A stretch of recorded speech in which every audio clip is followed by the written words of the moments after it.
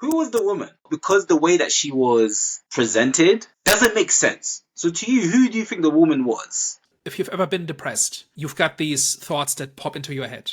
And sometimes they go away, and for some people, they never go away. And that's the part where I have a feeling that they're kind of mixing metaphors here.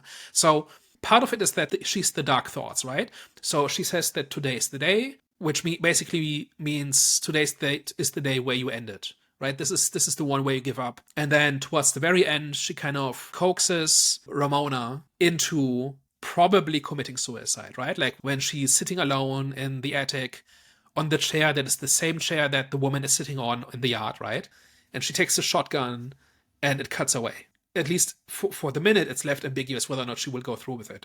There's the one scene that really drives home this idea that the woman is the dark thoughts, and that is when she tries to convince Ramona that her children will be better off if she kills herself. Yeah, that's definitely. Because that is textbook depression. Yeah.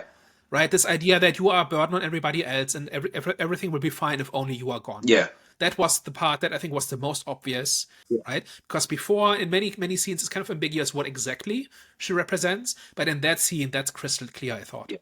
So in my interpretation is that this is the dark thoughts, right? This is the voice that whispers in your ear to end it, that there's no point in going on and so on, right?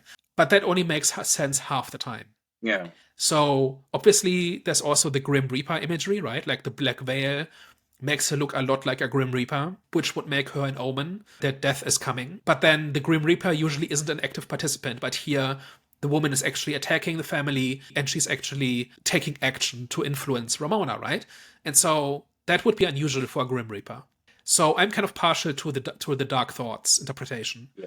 But then there's a whole bunch of stuff that can't be reconciled with that. Exactly. So one of them is that why the children can see her. So if this is in Ramona's head, why can they see her and interact with her, right? Specifically, the son gets independent information from the woman, right? He talks to her and gets information that Ramona never told him, which is that on the day his father died, so Ramona was driving and she caused the accident because she was upset.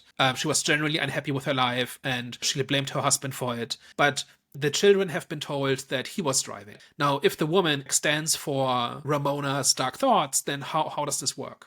Like, how does it fit? How does that fit together? I don't think it does.